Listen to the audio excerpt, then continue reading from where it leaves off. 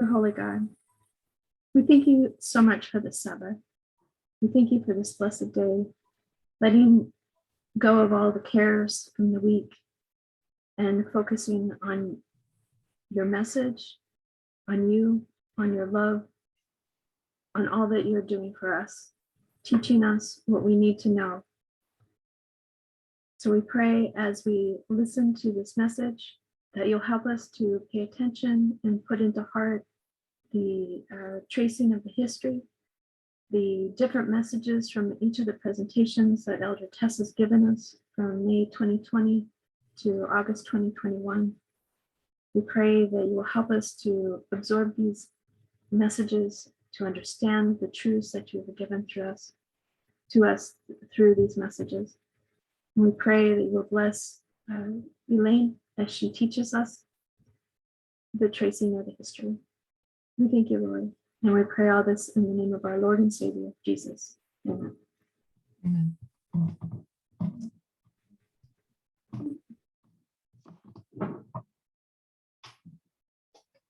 How well can you see my board do I need to pull it up? I mean, I know I need to move it if I'm going to use it, but do I need to pull it up? Can you? I have to look at it first before it gets. I don't know if I need to move it. Can you see it?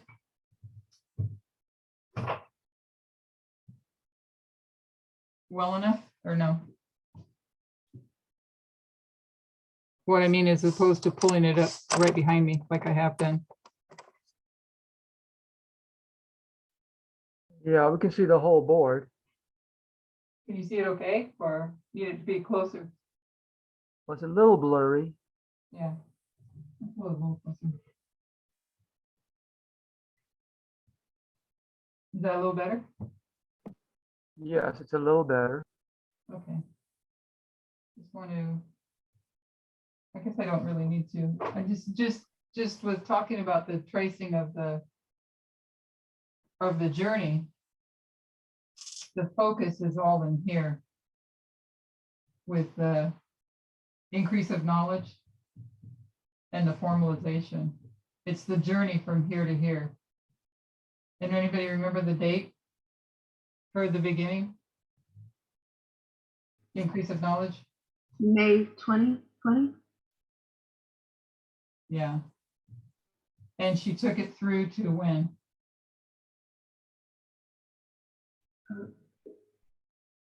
August. August of 2021. 2021. Okay. So, and in this period of time, the tracing the journey is showing all the different lines, all the structures, all the concepts, all of that, using the methodology to bring together to show what the formalization is and was. So all that was taught in here was leading to the formalization to for us to be prepared for that step. Now we know that we're now, they're seeing themselves. We know that we're now like on this journey here, right? Somewhere around in there, I guess. However much space there is, I don't mean by the space to show anything, but we're on this journey here now.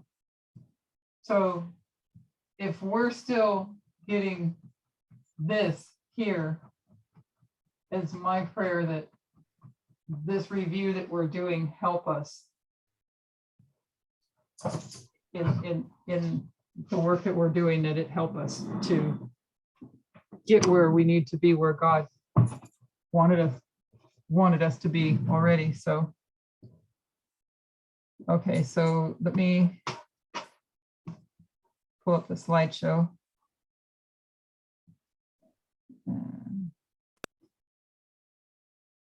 And you see that, right? Go ahead. Somebody gonna say something? No, sorry. Oh, okay. Okay, so we began this, was it last week? Yeah, last week.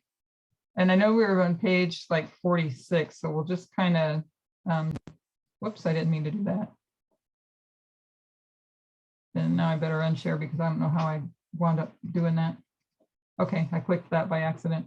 So we'll just kind of go through a couple of things when we get to the different, she went through the worshiping the Apis bull.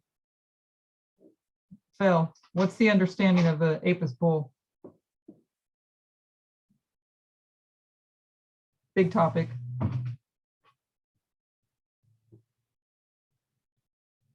What's the understanding of Apis bull? Correct. Misunderstanding of God, of God's character. That the spirit of Apis bull is patriarchy. Someone who's dominating, to dominate others.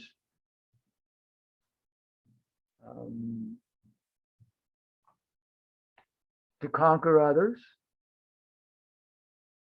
That's the spirit of Apis bull. Is that what you're looking for? Yeah. And so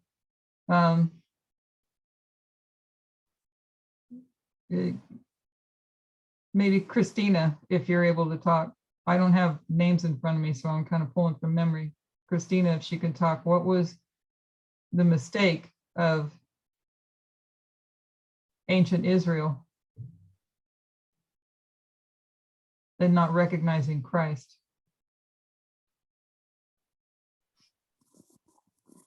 So the mistake was that they were looking for a leader. They were looking for a king. They were looking for somebody to save them from the Romans. So they were looking for earthly benefits. And I would like to say here that the biggest test that the Jewish people had when Jesus came is that he came as a servant. So their understanding of equality and freedom was highly tested. And the same thing is happening in our time because our message did not come through a king, did not come through Ted Wilson, did not come through a big leader. It came as a servant.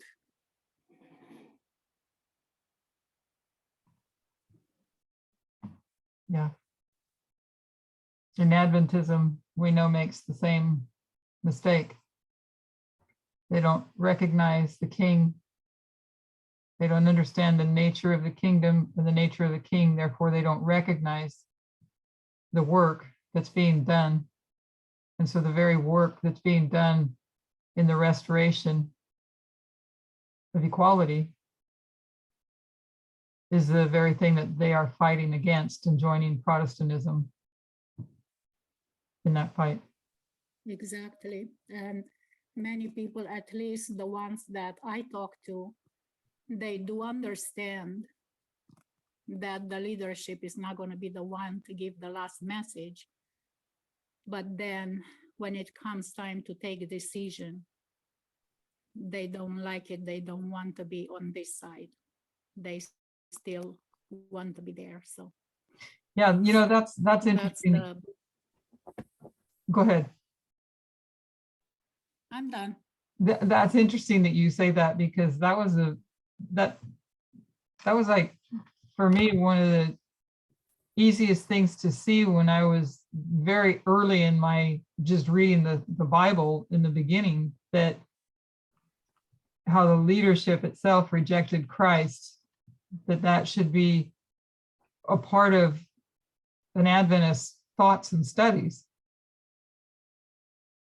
as opposed to just sitting and following leadership. Okay, so then we went through the idolatry of conservative Adventism, just breaking that down more. Went through Jedediah Morris and Protestantism, secret societies, how they're all linking Adventism to the mindset of Protestantism as well. Went through Protestantism Divided, and each one of these we're going to review. I'm just going to kind of breeze through these as we get to page 46. Anybody can go review the other video, or better yet, review Elder Tessa's presentations.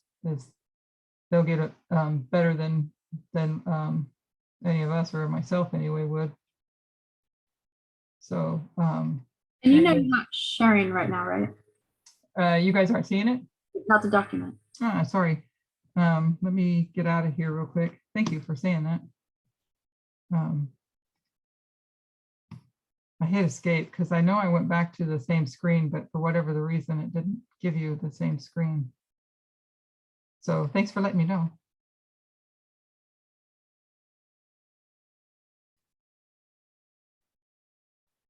And there we go.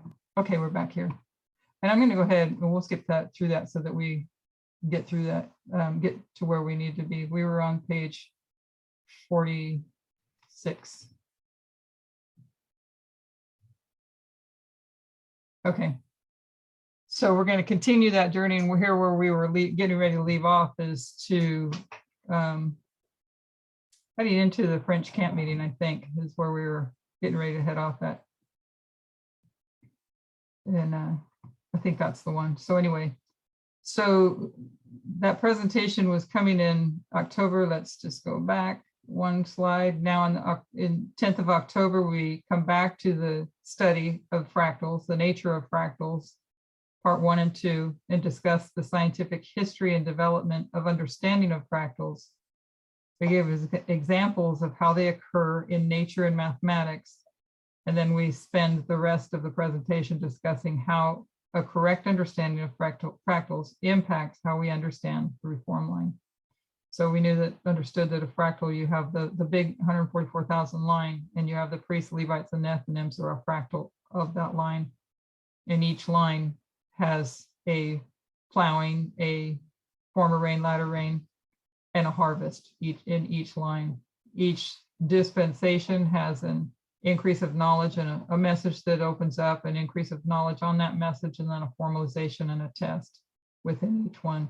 So the priests, the Levites, and the Nethinims experience these. The Levites and the Nethinims experience based on external events, not this message. While our preparation is in understanding this message, theirs is the external events that prepare them to hear this message.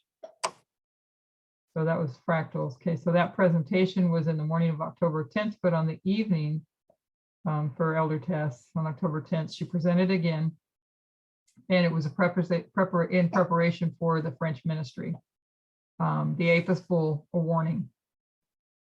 We were 2 weeks away from the French camp meeting, and this served as like a prelim to that camp meeting.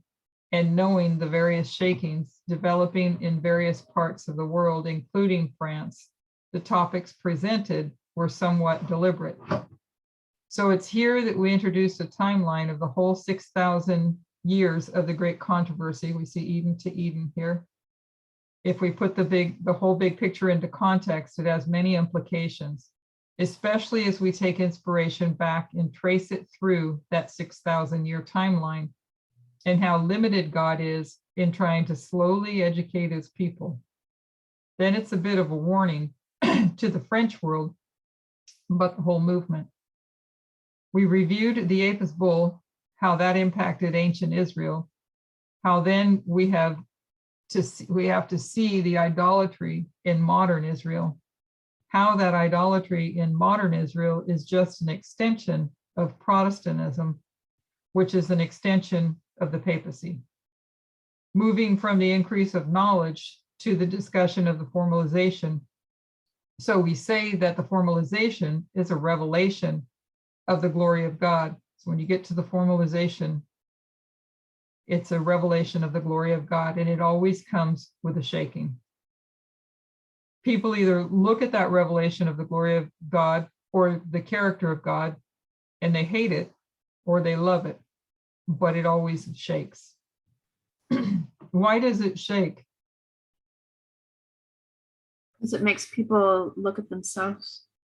And if they don't want to change their behavior, they won't. It shakes them out. Okay, so this is just some of the board work. I just pieced together things, you can see. Just pieced them together to get it in there. Going back to the fractals here and showing 2 calls to the church, 1 call to the world. And we'll study these more in detail as each one of us goes through these presentations. I hate to interrupt again, but Yeah. when you shared, it still has the optimization on there. Okay, so we'll get to that too then. Okay. Thank you. Sorry. No, that's okay. Are we back up? Yes, and it's not showing anymore. Thank you. Okay, yeah, you're welcome. Yeah, too many little details to go back and forth on. How many? One for one purpose and take it away for another purpose. Right. Okay. Okay, so then comes the French camp meeting. And so the 24th to the 31st of October in the French camp meeting, we'll cover the French camp meeting and then we might stop and take a short break. We're gonna, we'll see how far we get through this because these ones are kind of a little bit longer. But whatever, if we have any time, then we'll move on to part 2 of the video. So at the beginning of the French camp meeting, I said that I wanted to cover 5 topics. Each topic was a line or a structure that we wanted to place ourselves in. It's really 5 different models. In the second presentation, we covered the model of agriculture. In the third and the fourth, placing ourselves in the context of the revolutions. So taking the line of agriculture, taking the line of revolutions and placing ourselves there. The 5th and the 6th, reminding ourselves of the end of ancient Israel. The 7th was reminding ourselves of the alpha of modern Israel, Millerite history. And the 8th touched the model of Christ as a priest. So the first presentation, the form and the spirit, we want to lay the whole of ancient Israel over the whole of modern Israel. And we want to view all that in the context of the October 10th meeting and that 6,000-year timeline, Eden to Eden. So the whole of modern Israel and the whole of ancient Israel together with the 6,000-year timeline. How creation, recreation, and growth works and how keeping that timeline in our mind impacts how we understand inspiration. We looked at how you can keep idolatry in the form or the spirit or both. And she showed how in Babylon they were broken of the cured of the form and not make, after making the golden calf, they were cured of the form of it, but they still were not cured of the spirit. Therefore, you can keep equality in the form or the spirit or both. But only the union of both is acceptable to God. The form and the spirit together of equality. And that kind of goes with what we were talking about in Desire of Ages in that paragraph.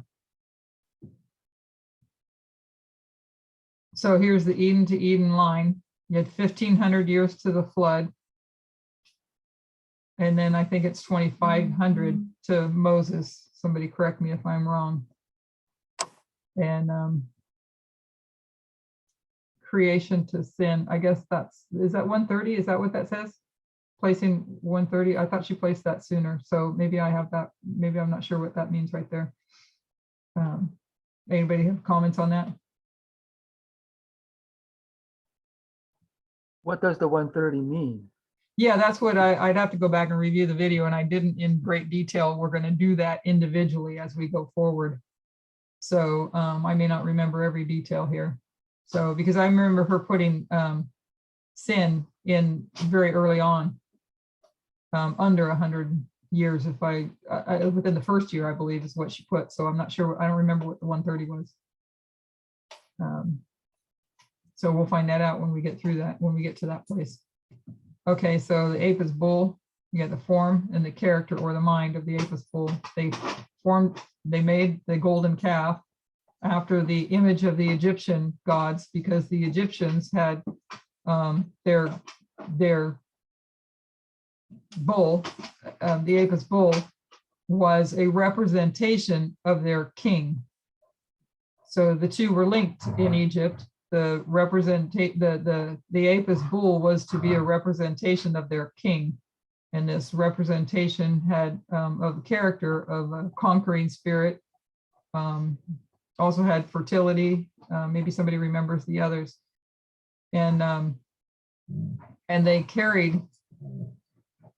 Ancient Israel carried that in when they came out of Egypt. They carried that forward when they made the golden calf, as well as later down the line when they were asking for a king.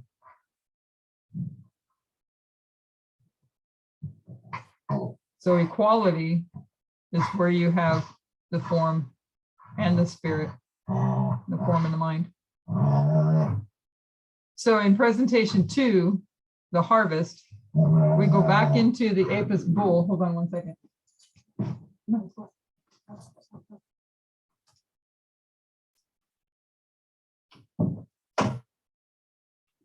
The harvest, we go back into the Apis bull. We show the depth of sexism and how it manifests itself in Protestantism and the expectation Protestantism has of a female leadership. Then we go into Concord, into 2020, and discuss the internal and external events. So here's the modern Israel, the Alpha of modern Israel and the Omega of modern Israel, showing where we were at this time here. We had the 1888 history in between. We saw the test here was the sin that filled the cup was slavery. And we see here the sin that fills the cup is equality. We saw that there was one call to the church in an Alpha history and then to the world. And we saw in an Omega history, there's 2 calls to the church. There was no church here to begin with. They were coming out of Protestantism to form a church. But here we have an Adventist church already. And so there's 2 calls to bring the first group out and then bring the second group out. Where did we find that there was 2 calls to the church?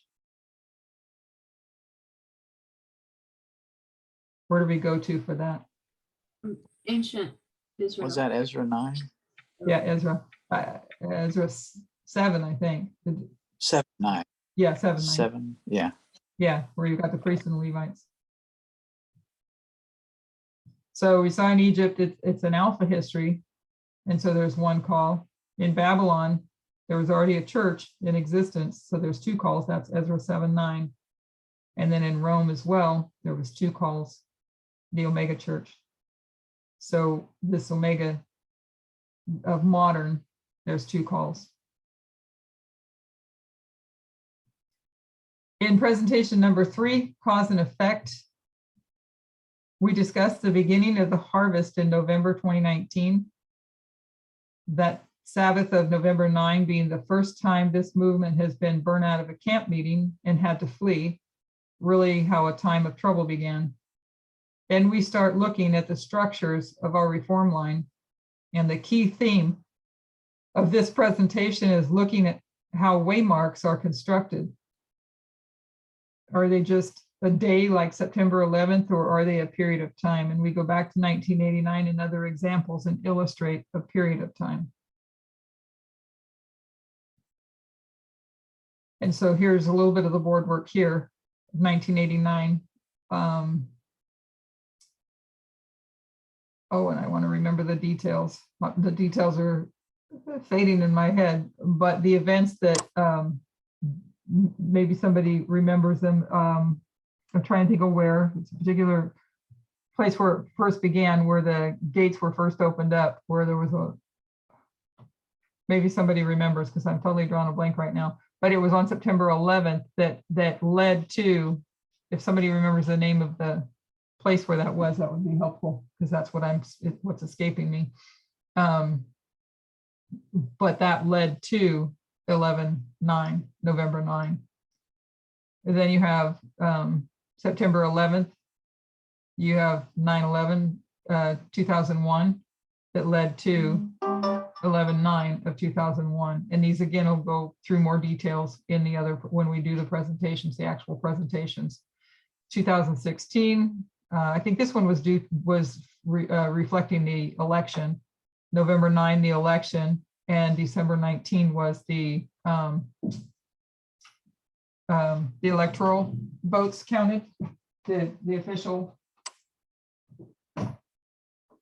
If that's how you word it, when the election is final. So you have the vote of the people, then you have the electoral vote, the electoral votes.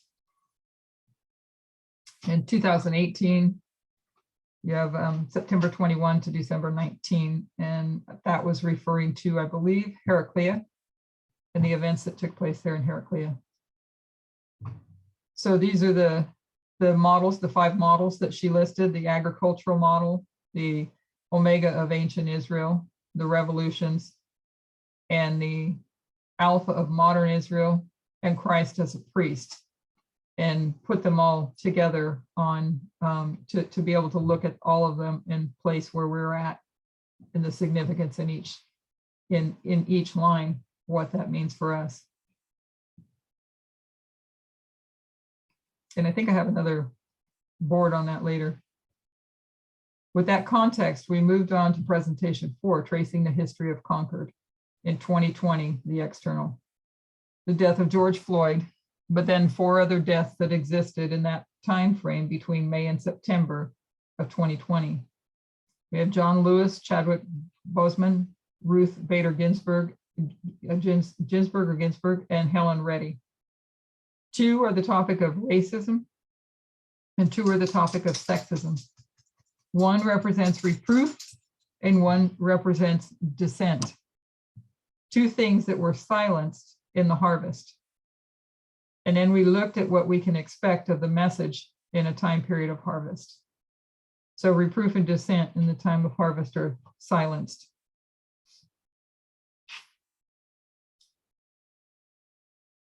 And there she has the dates there. John Lewis was reproof and RBG was dissent. So presentation number 5, the disciples, slow to learn. We discussed how the 2020 Concord waymark is relevant for the Sunday law, the presidential debate between Biden and Trump, where Trump told the Proud Boys to stand back and stand by. This debate had recently taken place, so we discussed it. We showed the connection between race, racial issues, nationalism, sexism, and patriarchy. And we took some lessons from the disciples. Slow to learn.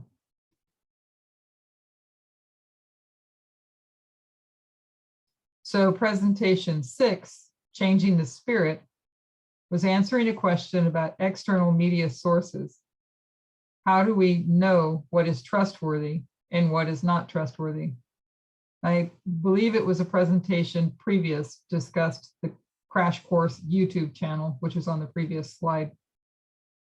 Their series on navigating digital information. But now we looked at the media chart, that media bias chart, that discussed external journalistic news sources. We discussed the purpose of these sources, what they're meant to do for us, and highlighting the errors in our worldview and changing, or in our worldview and changing the spirit. And we saw too, as a reminder of how she has emphasized the point that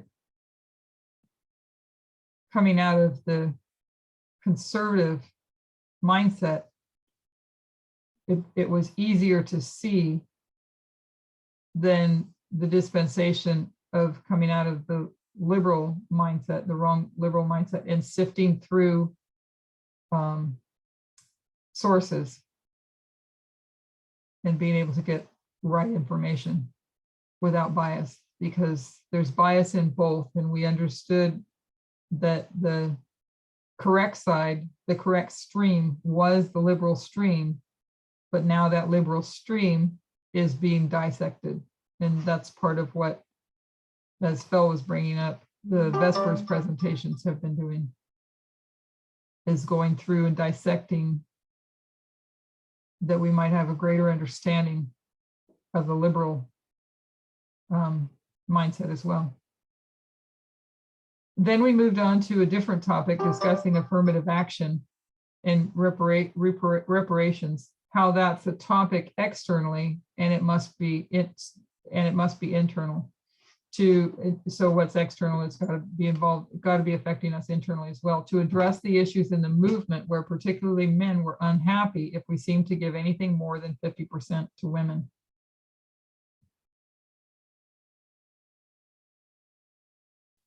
Presentation 7, our increase of knowledge. We showed here the difference between the increase of knowledge and formalization, because at Concord, the increase of knowledge always comes in its innocency or easy. And people don't realize until the formalization, the implications of that message. So you have a dispensation, there's a message, there's an increase of knowledge that seems easy.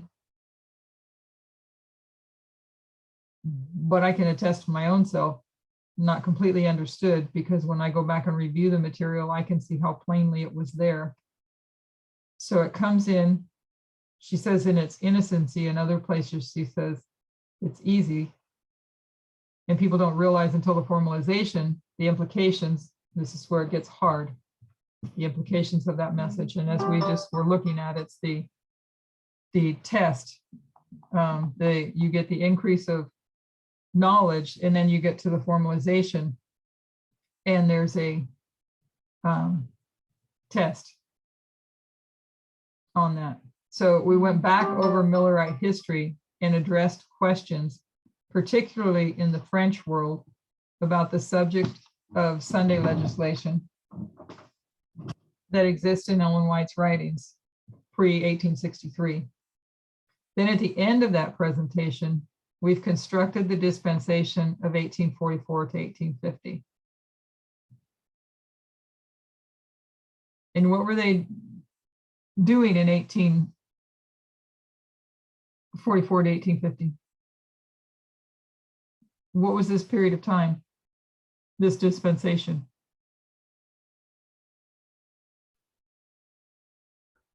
That's the scattering. Scattering, right. The scattering. Okay, this is pretty much just the same board you saw previously.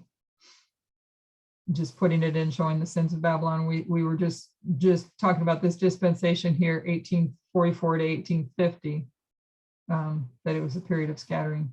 It was meant to be a harvest, but we know that it failed, right?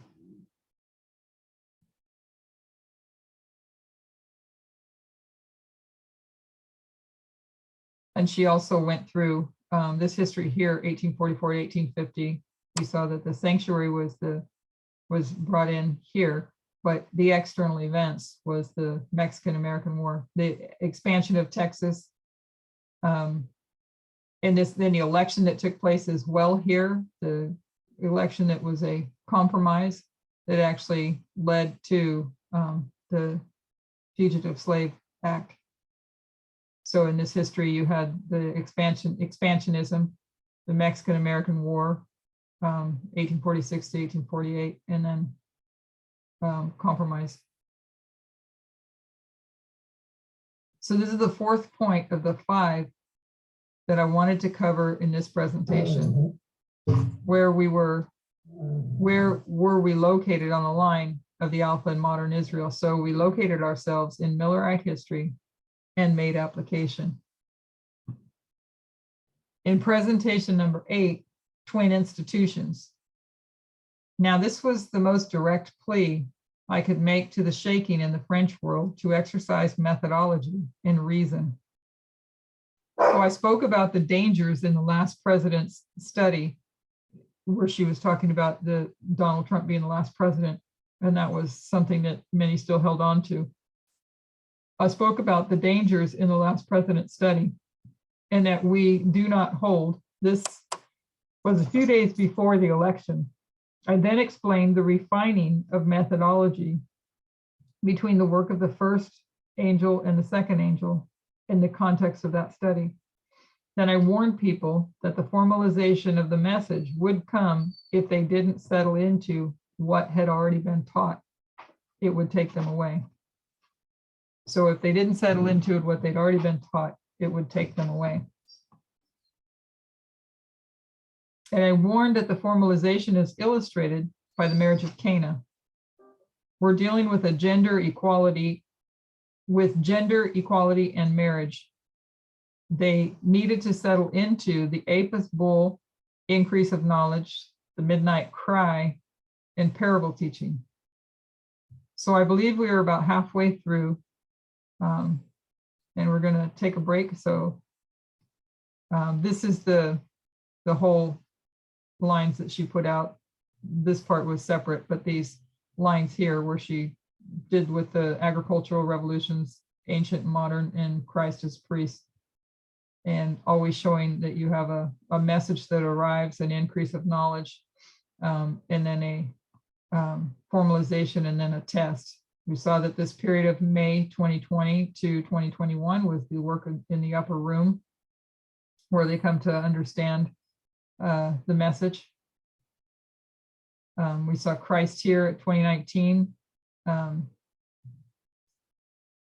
representing here baptism and the wilderness of temptation, and then the message, and then Cana. And then down here, the Sabbath being lost. I think it was the Sabbath being lost here, yeah, because you have the Sabbath restored. But this period of darkness that they're in, and Moses is raised up. This is Alpha. Moses is raised up, the Sabbath is restored. And after the 1260, you see that they have the sanctuary service and the Sabbath is restored. And then the Omega of ancient, you have John raised up, and the line goes all the way to the 100 AD. And anyway, so down to our Omega, the movement that we're the line, the restoration here is equality, and it will lead to the restoration of marriage. And that was out of twin institutions. So we're going to go ahead and go on to the second presentation and see how far we get. Any comments before we go to the next one? I know it's kind of a brief review, but only because we're going to go through each one of them individually. Anybody else?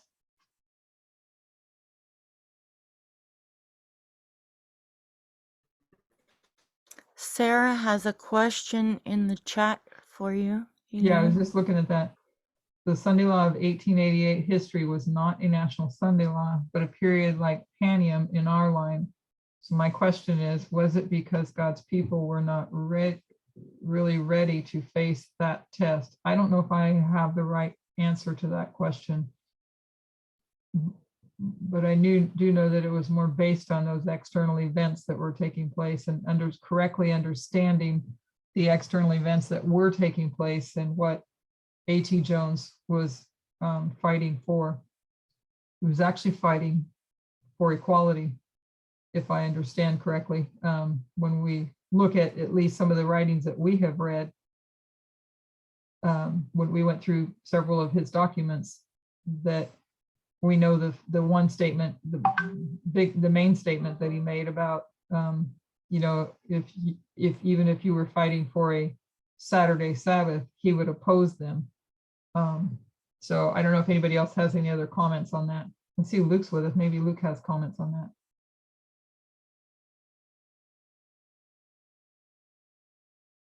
I'm just looking up my notes, so give me a minute.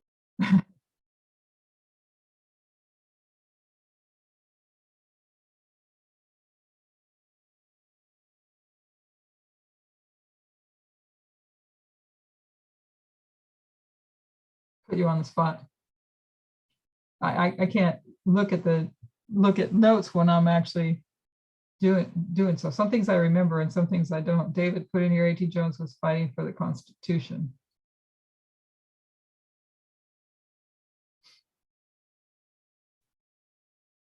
What was the act in 1888? There was some The Blair act. Bill? The Blair Bill? Yeah, I think that's the one I was thinking of. Yeah. Um, We know that what they were, well, what A.T. Jones in his documents, he was, yes, as David said, they were fighting to make this a Christian nation and amend the Constitution to make this a Christian nation. And it also involved the opening of the closing of the World's Fair in Chicago on the Sabbath or on Sunday. They're what they call the Sabbath. So, but it also traces back into when we were reading through those documents, A.T. Jones takes and traces that because we know in 1863, the National Reform Movement was established, and the National Reform Movement, the members of it can be traced back to Calvinism. And no, Christine, I did not, I believe now that I think about it, I did not mail you guys out these notes, but I'll email them out. I forgot to email the notes out for this one, the second one we're doing. But you can trace them back. So that's what A.T. Jones, some of his writings were doing as well, was tracing back the work through the lines, through the history of the Covenanters, and taking it all the way back to John Knox. You know what, I was just thinking, maybe someone knows offhand, when that state fair enacted the Sunday law, it was, I think, wasn't it well before the 1888 Congress incident with A.T. Jones? Do you have the date on that? Say that again. I'm going to send the notes out real quick while you're talking. So say that again. The date of the fair, because they did put the Sunday in for the fair. It was The date of the 1893.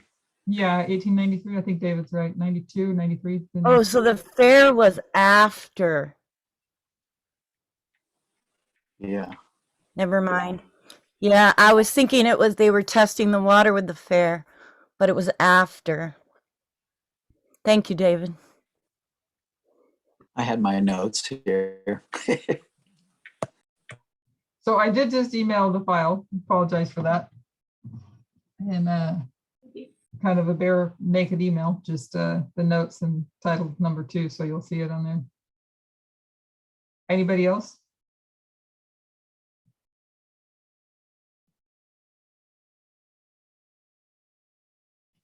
Okay, we'll continue on then.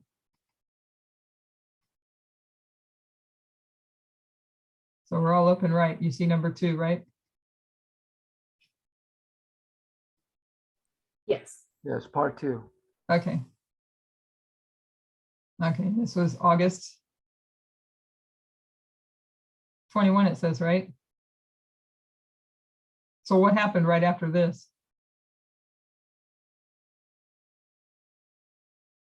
She goes up to August.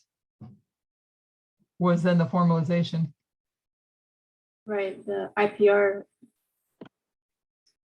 repairs of the breach. Can't mean. Yeah, then it was the formalization then.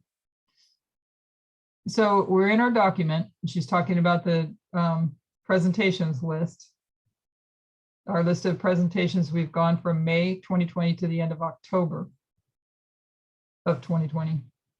The last being the French camp meeting. We started with the increase of knowledge of May, where we have moved our focus from the end of ancient Israel to the beginning of modern Israel. We were doing that because we were wondering, why could ancient Israel not recognize Christ, which we kind of talked about a little bit ago, why they could not recognize Christ. That took us to the history of Adventism, but particularly also the history of Protestantism. And while also discussing the founding of the United States in 1619, connecting the first Great Awakening of the early 1700s, we have particularly traced 1798 to present day Protestantism and how their journey has impacted Adventism.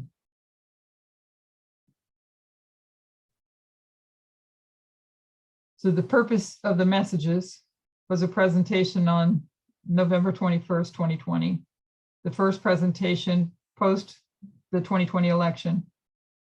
In the first part of that presentation, we discussed the outcome of the election. We start with discussing the results of the election, but then we segue, and I don't know if that's spelled right. I can tell you that right now because I could not find it to get it spelled right. But then we segue into the subject of sexism. And after spending months laboring over the subject of the golden calf, I wanted to labor the point of how many people were blind to sexism in 2014 to 2019. And almost every issue that we're encountering in this movement is just a continuation of that same blindness. Every time there are cases of shakings, of marital abuse, of all these different problems, they come like a litmus test. We were blind, but can we see now? So what she was laboring, how blind we were 2014 to 2019, but the issue is the same, 2019 to 2021, blind to sexism. So the 19th of December was the US election and prophetic maturity. It's here that we get back to the results of the 2020 election. So there's nearly a month between her November presentation and December presentation, but we finally got back to completing what started at the last November presentation discussing the results. We looked at 1 Corinthians 13:11, how we at one stage can think like a child, prophetically like a child, and how we must now think like a prophetic adult. This is repeating and enlarging on what you remember we've already done a number of times, the exponential growth that occurred of our understanding of verse 40 of Daniel 11. How the last president's study is just part of the subject of verse 41. And verse 41 will grow and expand the same as verse 40 has grown and expanded. Then we looked at the results of the election, not just for the president, but especially for the House, for Congress, and for the states. Seeing it as a victory for Biden, just the presidency, is really simplistic. And who remembers, trying to think how to ask the question. 2014 was our Sunday law. Who was president during our Sunday law? Obama. Which is a what? Liberal Democrat. Democrat. The Democrat, right. So the complexities are what we actually need to understand. And that's looking more into the House and Congress, the legislative and judicial branch. So this is just more of looking at the election, but also up here, the 45th president. And again, we'll go through this to have it in its proper context, whoever winds up doing this presentation.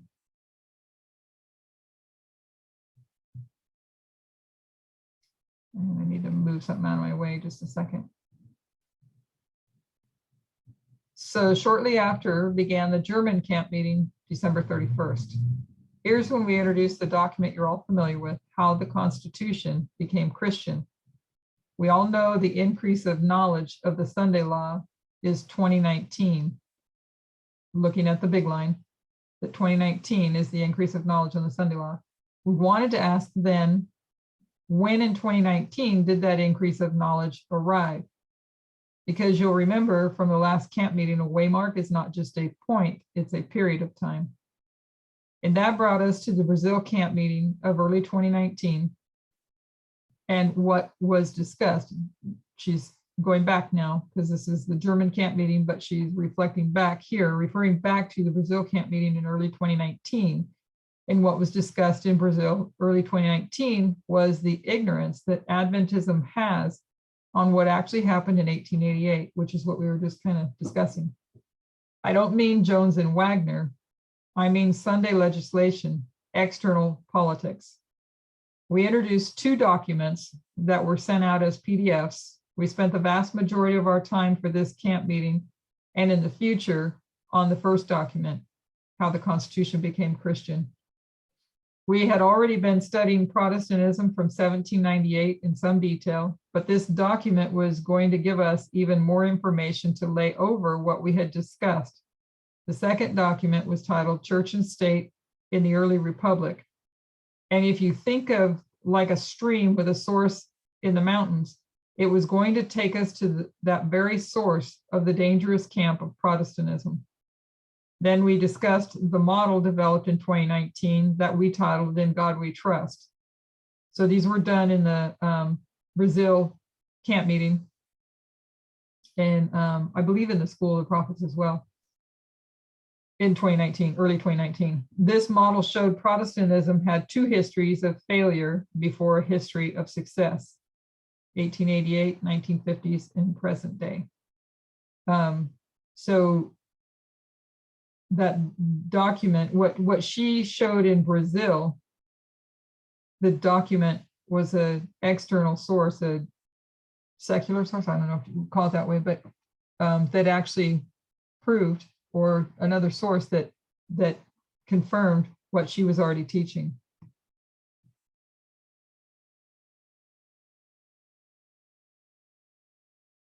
And here's the board work from that particular, and this is the one I brought up a couple of times. We've reused it a few times from In God We Trust. But specifically, this actual board work was from early 2019. And I know I brought it up before, but how much I missed this right here. But there it was on the board right there. And so Thank you for compiling these, Elaine, like you have. Thank you. Great resource, the way you've put the boards according, we can, thank you. it'd be good for all of us for our own reference, you know what I mean? To have it, but it'll be better to have it when we actually go through the individual presentations as well in more detail.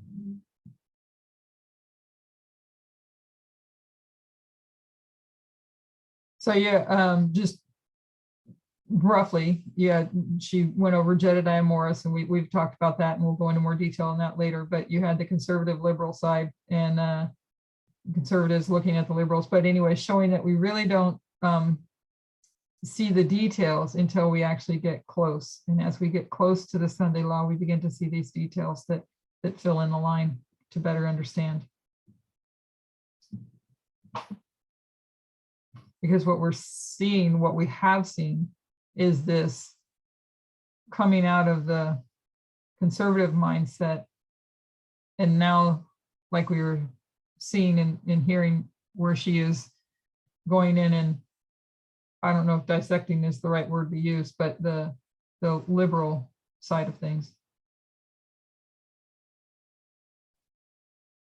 So in presentation 2 of that camp meeting, the 3 structures, we continue with that same thought of the structure, but we show how it has the same pattern, the same structure as what we see in modern Israel: failure, failure, success, and also that we observed in the counterfeit. So Catholicism, Protestantism, Adventism, 3 models, all developed in the history of the midnight cry, and without human hand following the exact same pattern. So they each had two histories of failure and a history of success. We went to the document and began how the Constitution became Christian and worked through its introduction, comparing and contrasting these three Christian movements.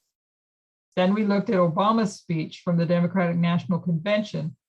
Two groups of people both claimed to believe the Constitution. And again, one common belief, but two different methodologies forming two opposing perspectives. And we discussed Obama's perspective, which we agree with. So that's what we've seen internally as well. One common belief, but two different methodologies that form two opposing perspectives. So internally and externally. So here's the three structures. You had Adventism, the history of modern Israel. You have the Millerites, the first history of 46 years, a history of failure, the 1888 history of failure, and the 144,000 be a history of success. You have the papacy, which is the counterfeit. And you have here a 46-year period of time. It's a history of failure. Got Pope Pius the 12th, and she later opens up Pius the 11th with Mussolini. And then you have the history of John Paul II in 1989, a history of failure. And then Benedict and Francis, a history of success. So this is the line of the counterfeit. And then you have the line of Protestantism, the In God We Trust structure here. And you had 1863 to 1900, the Christian Amendment movement. And then the 1950s, the history of failure. And then the 1950s, Judeo-Christian nationalism, the history of failure. And then the new Christian right from 1979 to the Sunday Law. And we see that as a history of success. So that's the three structures.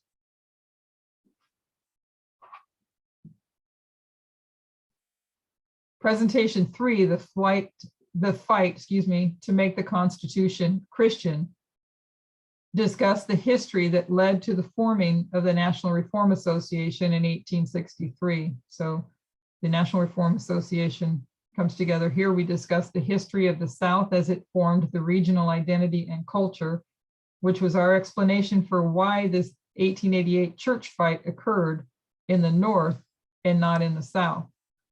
We saw this fight observed in two northern colleges, Oberlin and Princeton. Then still as preparation to look at the document, we looked at the three major fights that occurred within Protestantism. Put simply, one in the 1700s, First Great Awakening, the 1800s, the Second Great Awakening, and then in the 1900s, the fundamentalists, modern, I don't have that word, so maybe somebody remembers this, but I'm drawing a blank there again. So early 20th century. Yeah, I was going to put modern there, so I don't know if that's the right word there. So I apologize for that. So, so anyways, you had the First Great Awakening back here, then you have the Second Great Awakening, and you see the split in Protestantism, and this is what was traced. And you had the beginning of the National Reform Association, which they were the ones who remembers what they did, what they were, why they formed in this period of time.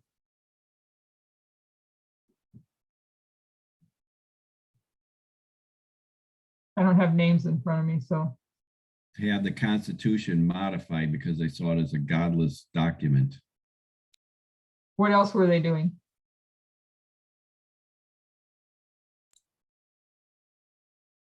What was one of the things that we studied in that history that they were wanting to do? This is the time period of the Civil War. That's actually the Put a statement on the money about God. right. And they came up with their phrase. So yeah, to amend the Constitution, they wanted to amend the Constitution, and they wanted to do something. Why did they do that? Why did they want to put that on the coins? Anybody remember?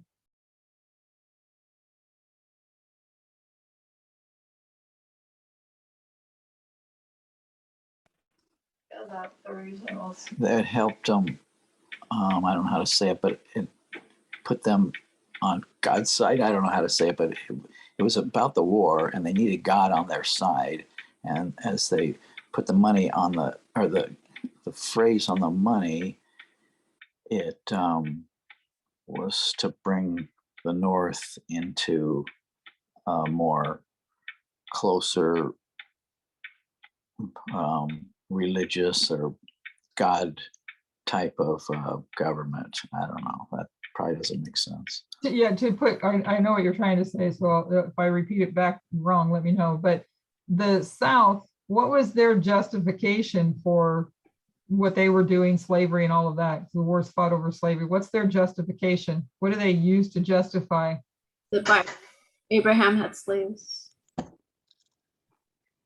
So they used the Bible. The Bible. They use Thus the saith- Bible. Thus saith the Lord. And if you said that first, I missed it. So yeah, they used the Bible and the thus saith the Lord. And the North was losing. And they felt the reason they were losing is because they did not have God in the government. And God needed to be in the government. And so that's where they came up with that. So if I understand correctly, that all played a role in the formation of the National Reform Association. If anybody has, if I'm incorrect, let me know. The other point that that needs to be brought up about that is not only did they change it, but if you look at what it changed from, because the motto in this country wasn't "In God We Trust," it was "E Pluribus Unum," which stands for "of many, one nation." And I think that in some way they wanted to put that down because that was opening up the floodgates for immigrants to continue to come into this country from positions that they felt was a threat to them. And by changing it to "In God We Trust," they were just foisting their ideas on everybody else. But it also ditched one of the main themes that constitutionally was trying to make equality for all people, which is "of many, one nation." E pluribus unum. Yeah, I think that the motto part comes in this history. I think, but what else were they? Oh, I just had a thought that rolled through my head that they wanted to amend the Constitution that it's a Christian nation. What else did they want that to say?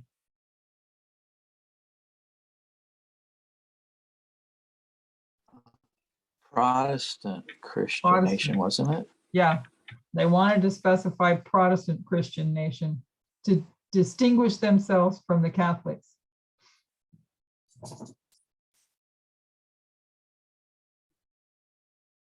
So presentation 4, the group threat.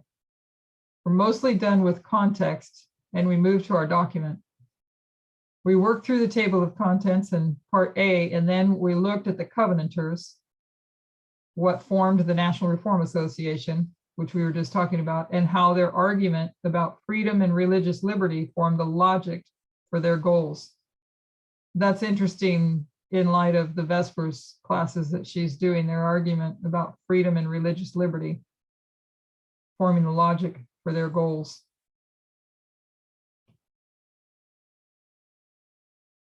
Well, we saw the threat, somebody brought up the threat, and somebody brought up a while back, Mormons on the list. Yes, this is one where she did mention the Mormons, but later she seemed to remove the Mormons off that list. But she did early on put the Mormons in the list.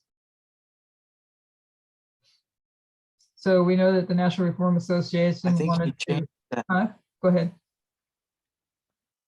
Oh, I was just going to say, I think she changed that Mormons to Islam or xenophobia or something to that effect. I don't know about back here in this history. I know that in Oh, maybe I have the wrong. yeah, the threat. Oh, yeah. There's a threat here, and then there's a threat here. So Yeah, that's right. yeah. So the threat here does include Islam. Yes. Okay. Yeah, I had it all wrong. Don't listen to me. So we saw that they wanted to amend the Constitution, and then later it just progressed into just how they interpret the Constitution. No longer needed to amend it. It's just how they interpret it. And that goes back to what she said a few minutes ago about one belief and two methodologies that bring you to two opposing sides. So in presentation number 5, you have the Covenanters. We moved on to a closer look at this group of people and where they originated from within Protestantism, Reformed Presbyterians and Covenanters, and their origin during the Protestant Reformation under Calvin and Knox. All during this time, what's happening inside the movement, Black Lives Matter protesters are tearing down statues in the United States saying, let's look at history honestly and fairly. And that's the same thing happening inside this movement. We're not meaning to trash the Protestant Reformation. What we're saying is, let's look at it honestly and fairly. So the Protestant reformer might say they believe in separation of church and state. You'll notice everyone says they believe the same thing. One belief, they all believe in the separation of church and state inside the movement and outside the movement, historically and present day. The issue is the methodology that they take to that. So we look at what a conservative Protestant means when they say separation of church and state. And I don't know if I can go through this well. I pray I do. And if somebody remembers it better, go through it. But she was demonstrating what the Covenanters believed in this separation of church and state. So you see the line there that separates, and she used herself, Tamina and Brody, as examples. But you have the state, you have the church, and you have Christ, and that there's this separation between church and state here. But Christ, being the head of the church, speaks to his church, and his church then goes and speaks to the state, which to me is like, how can you say it's not? And that's the point, is it's not a separation of church and state. Really kind of a funny way to try to say it's a separation of church and state. But one belief and two methodologies to bring two opposing sides. So again, we saw the threat here in this history, the Jews, the Catholics, the Mormons, the SDAs, and the freethinkers, and the wanting to amend the Constitution, wanting to put "In God We Trust" on the coins, put God back in the government, the Constitution to be amended to be a Protestant Christian nation to wipe out the Catholics, the Sunday law to wipe out the Jews, the SDAs, etc. So then you have Calvin, again, Calvinism. John Knox visits Calvin, brings back Calvinism to Scotland, and that's what becomes the Presbyterianism. Then you have the two covenants here. In 1638, the Scottish National Covenant.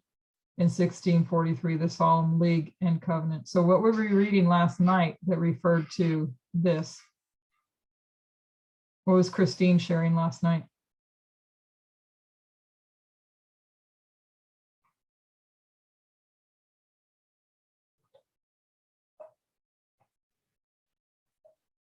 Does anybody remember? I know Christine does, so let's see if somebody else does. Okay. Otherwise, we'll let you go for it. Anybody else?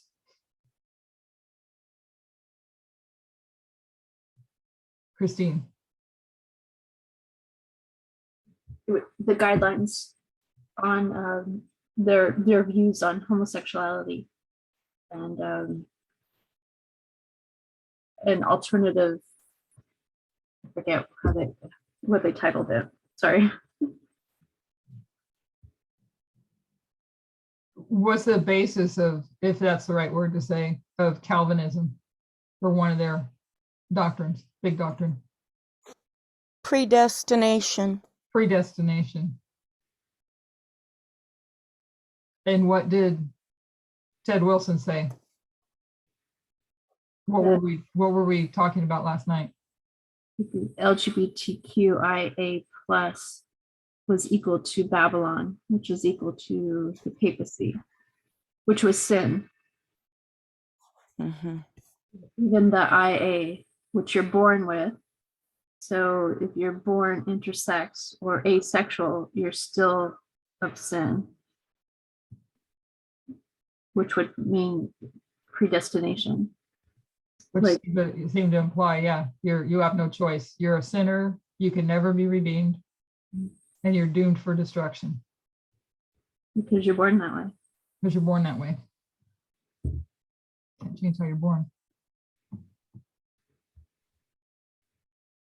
which we don't agree.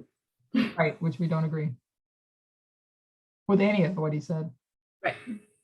But those two particular, as she put it, are indefensible. Right. Those two in particular. With the correct understanding of that we've been exploring and learning on gender, none of it is sin. But he in particular, and you said you went back to that website and found that somebody had edited the website to remove the IA, correct? Right. They changed it to LBGTQ. And that, I think the plus was in there, but they took the IA out.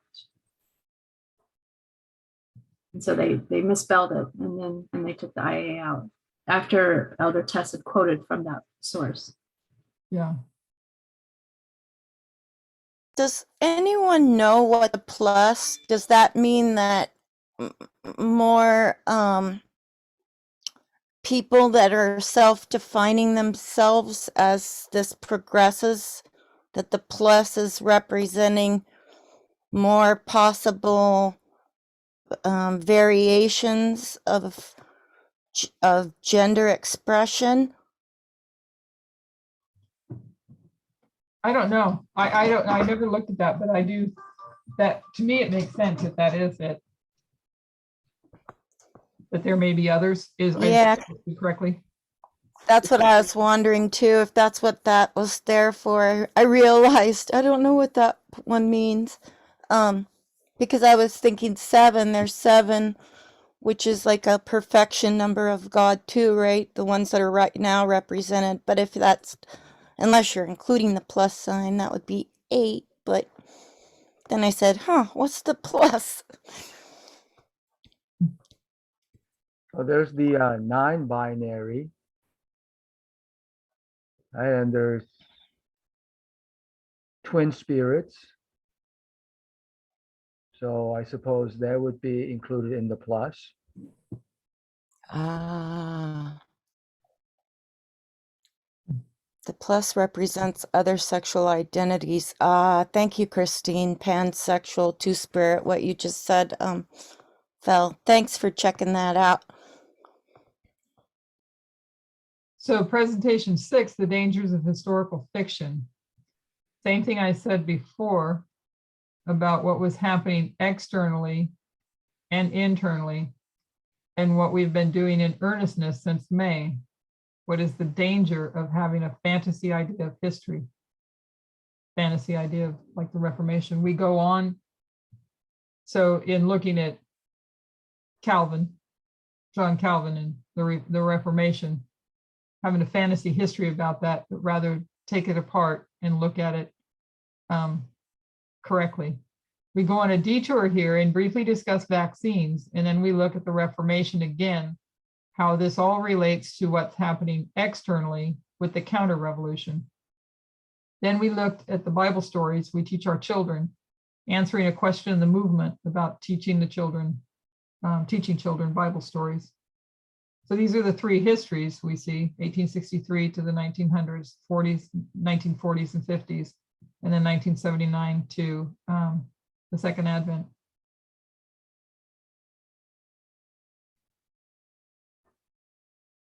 January 23rd, we've reached this year, and she did this in 2021. So the end does not justify the means.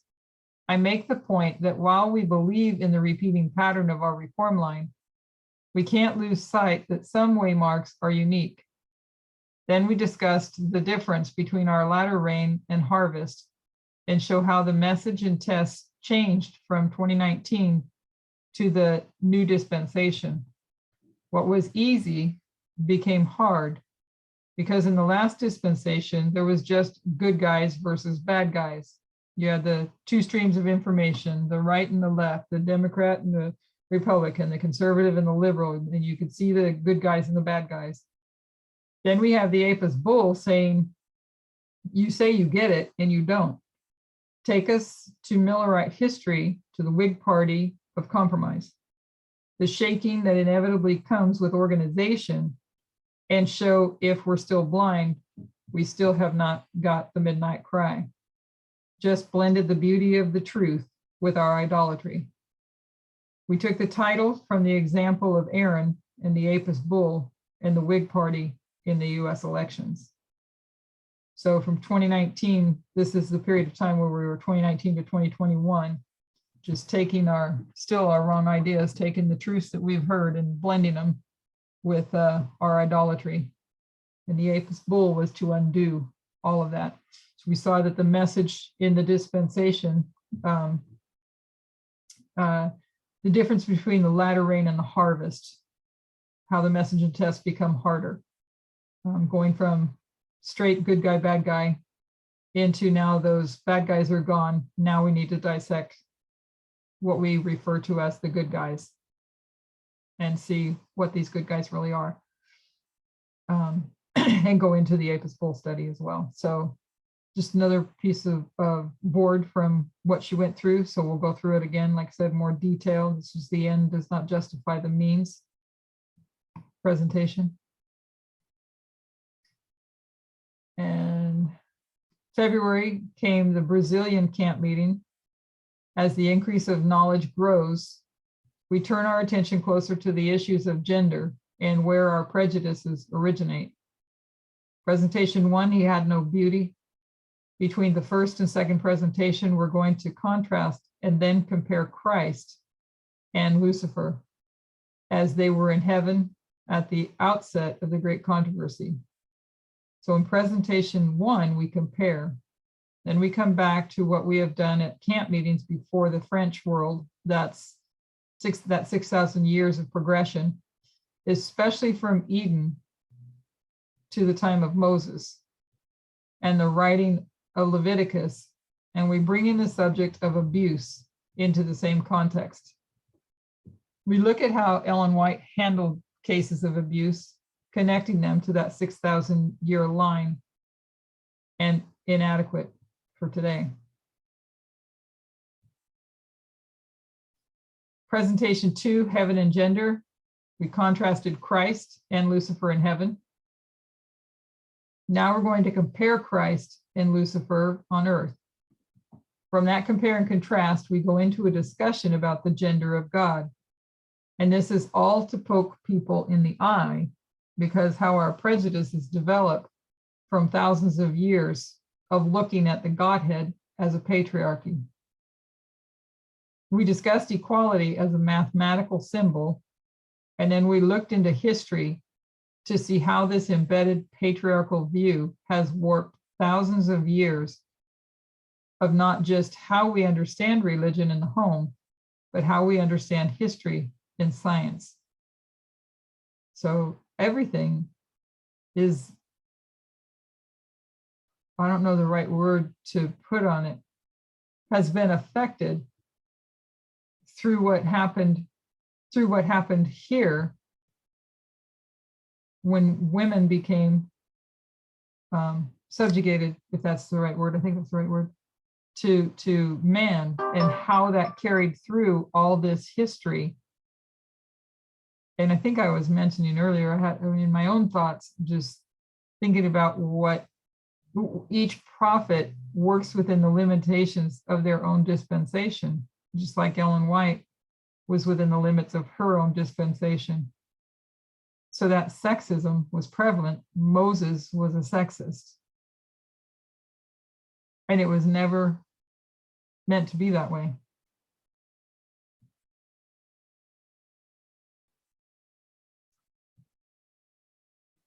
So presentation number 3, gender and creation. We're expanding on the same topic of gender of the Godhead, of the gender of the Godhead, but also introducing our understanding of, like a prototype, God is the epitome of perfection. God is the prototype of humanity. The extent to where this idea has warped the mindset, I won't give in to the temptation to become diverted, but go to the presentations. Then we look at humanity's ability to create, understanding that correctly. Then still at the 6,000 years of progression, expanding on that idea, we took the subject of adultery, how paganism dealt with idolatry in the time of Moses, how they were instructed to deal with it in the book of Leviticus, then their response to Christ to the same subject.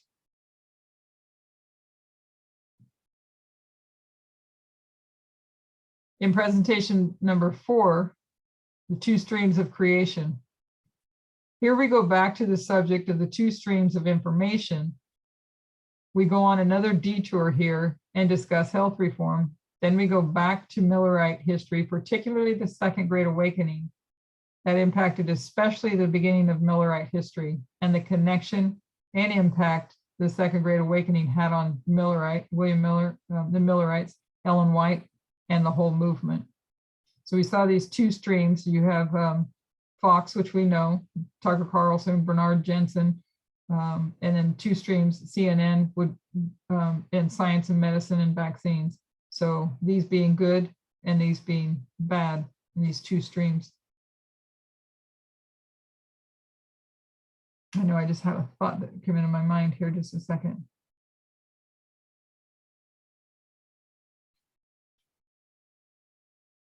Well, I lost it, whatever it was.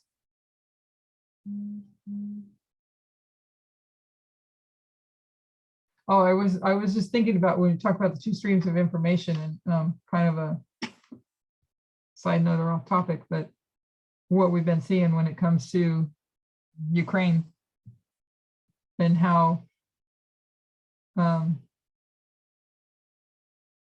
information warfare works and how Putin has used information warfare and now it's being used against him. So it's just thinking about how that is progressing as well.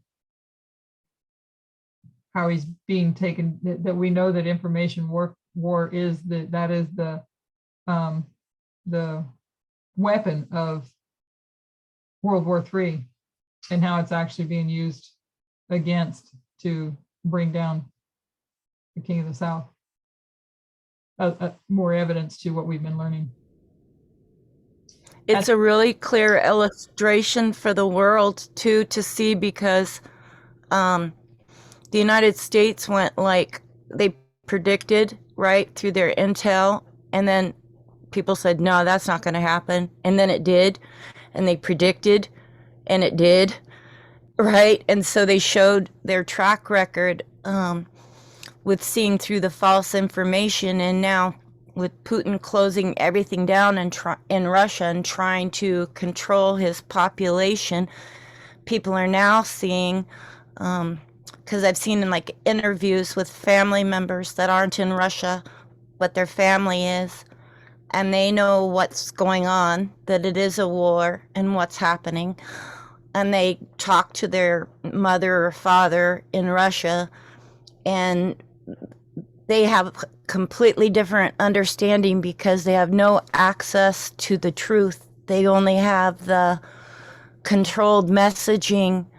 So people are seeing this parable play out before their eyes, you know, of what happens with the truth being shut off, you know, with the two streams, and how it can completely change a person's perspective of what's going on. It's going to be his own elephants that destroy him. Right. His own weapon. And the world is seeing that, and the world is hearing the same, in some aspects, the same language, so to speak, that we're hearing. What we know when we were learning about information warfare, and that's the weapon of World War III, they're hearing that. They're hearing that kind of information. They're hearing that, you know, about they're opening perhaps their eyes in this, for the Nethinims, this latter rain period for them, that look, we've been showing you all along that he's using information warfare to create all these issues, and now they're seeing information warfare turn back on him. Did you guys talk about social media? I'm sorry, I kind of got distracted over here. Well, didn't specify social media in particular, but that is where a lot of it is happening. Yeah. Oh yeah, because there was a thing yesterday I heard on NPR, and they were just really laying it out, showing how the whole war gets shown back to Russia because of the people that are in Ukraine are showing, like, here's the bombs hitting my house and my neighbor's house and everything. And then they had another thing on there that the oligarchs' kids are really against this war. And so they're kind of like blowing the whistle on this whole thing. So Putin is getting bombarded with, I don't think he factored in social media, that That's this is kind of going what to I be read. like everybody's. Yeah. I Yeah, read, go ahead, sorry. Apologize. I was just going to say it was very revealing. I'm not a social media person much myself, so I wasn't thinking that. But yeah, he's getting hammered. That's some of the articles that I read too, that he did not factor in. They're saying the analysts are all saying that he did not factor in this all coming back to him. I think it was Larry that shared with me. He shared with me a couple of things, and the one particular one is one I wanted to bring up, and that's the one that escapes my mind. But they are being shown back. Oh, that this is kind of bad, but that they're reporting that, or the Ukrainians, I believe, are sharing in social media how the Russians brought in their, however they do this, I don't know, the crematoriums, is that how you say that? Because they know there's going to be problems when they bring back the dead. But I mean, what do you do when you don't bring them home at all? But anyways, the whole thing is lying to the Russian people. So I mean, the Russian people need prayer just like the Ukrainians do. But the bigger picture of all that, though, is seeing the world is seeing Russia being taken down by his own weapon. Just like, as Christine brought up, Pyrrhus. At the last presentation of the camp meeting, identifying the threat, we finally got back to the document. And that was how the Constitution became Christian. We took the three movements illustrated by In God We Trust, comparing how they are the same, but I would suggest more importantly, contrasting where they're different.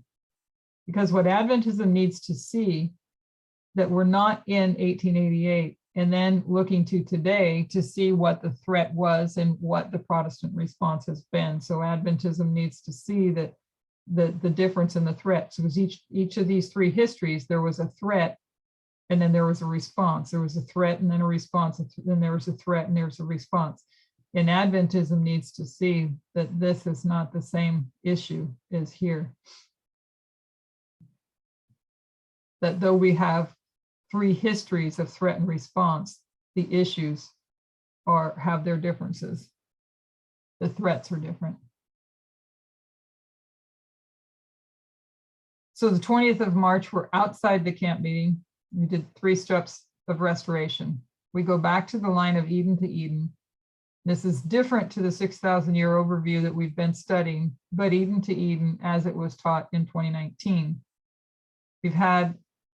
We have had for a long time now an understanding of the sin and curse of Eve, and the sin and curse of Ham, how that illustrated the racism of Millerite history and the sexism of today's history. In this presentation, we went to Cain and the 1888 history, and we added them to the study, to that line. We explained the work that began at the time of the end, 1798. When we share this document, I'll put in and stipulate this time of the end is not 1989, it's 1798. So from 1798, I'm doing the curse on Ham, on Cain, and on Eve. Then we looked at the 3 civil rights movements and brought us to 1989 and made the claim and gave the evidence for gender being the test of this dispensation and not race.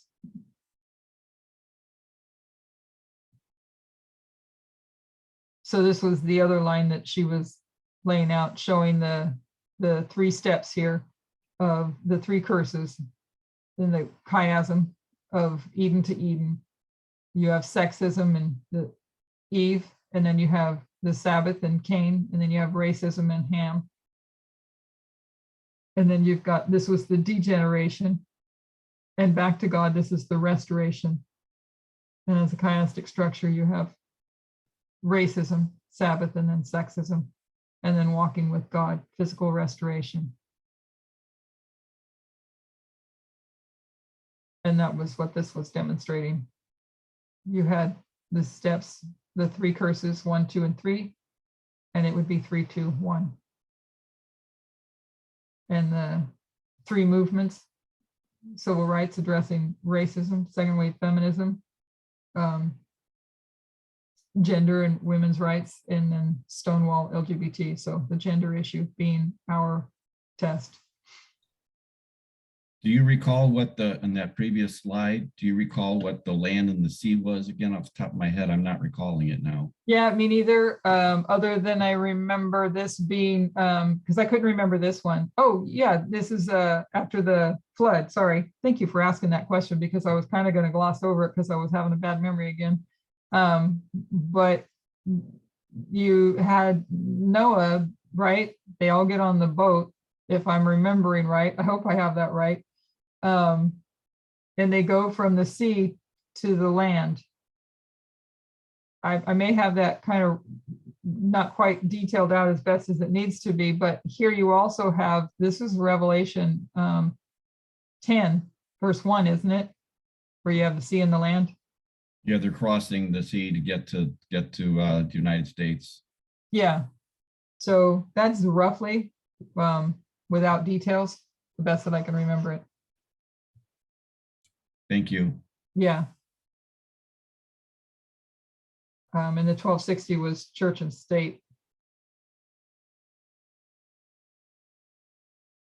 Okay, and so then we have, in April, we began the next camp meeting.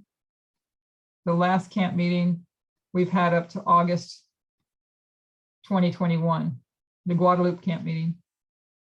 And she presented 4 times. The first was the Ship of Alexandria Revisited. We complete the line for the Ship of Alexandria from the study of Acts 27. Then we're going to come back to our common thread we've had since May and ask the question, what does it look like for Protestantism to give homage to the papacy? In reality, not in fantasy. In quotes and evidence in history, not in conspiracy theory. So what does it look like for Protestantism to give homage to the papacy? So this was the Ship of Alexandria, and this portion of it, I only recall being presented this one time. So I'm sure that I would think that that might get opened up later.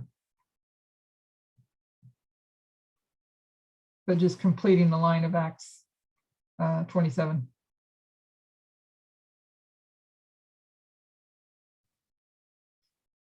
And it's this question that we investigate. What does it look like? In the second presentation, homage through hatred. Again, needing to understand 1888 correctly, we use not just quotes, but also editorial cartoons from that time to illustrate the relationship. Then we discussed how 1888 history came to an end. Those movements died. People thought fundamentalism was dead, but we saw how they survived through the First and Second World War. And again, as a connecting link between 1798 and today's Judeo-Christian nationalists, we again traced their methodology and their conspiracy theories. So the history, first in the history of 1863 to 1900, you had your free thinkers, your Jews, and your Seventh. See, in this list, you didn't have the Mormons, the Seventh-day Adventists, and the Catholics. So you needed a Sunday law to take care of these guys. But for the Catholics, it was, you needed, because they already kept Sunday, Sunday was their thing, you needed to amend the Constitution. And they wanted to amend the Constitution to call it a Protestant Christian nation. Then in the late 1940s to 50s, you have the Christian and Judeo-Christian becomes Judeo-Christian. They embrace the Jews after World War II. Don't want to be viewed as Hitler, I guess, so to speak. And then you had the fundamentalists to the evangelical transition from fundamentalist to the evangelical. So I want to watch the time because I don't think we're going to get through this. Yeah, I think we'll close it up right here. Because we're not going to get through this. Any comments, anybody? And it wasn't our intent to get through it anyways. We're going to finish in the afternoon.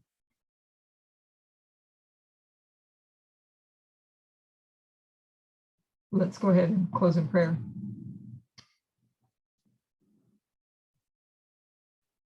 Almighty God, your mercy we are grateful for. As we continue to review the way in which you've led us, it's my prayer that our eyes will see, our ears will hear, and our minds will understand that while there is one belief, there are two methodologies creating opposing sides. I pray that we understand correctly, that we understand and use the methodology correctly. Each one of us individually has a correct understanding based on the right methodology. That we would be equipped for the work of harvest that you have called us for. We thank you for leading us, for guiding and directing, for the great light that you have shined on our path.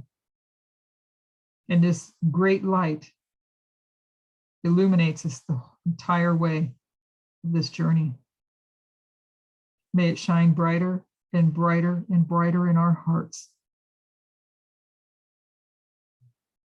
That we remain faithful and endure till the end and go in your strength. I ask a blessing upon the meals that we're about to participate in as well. Till we come back here and finish, we just thank you and praise you. We ask this in Jesus' name. Amen. Is that page 27?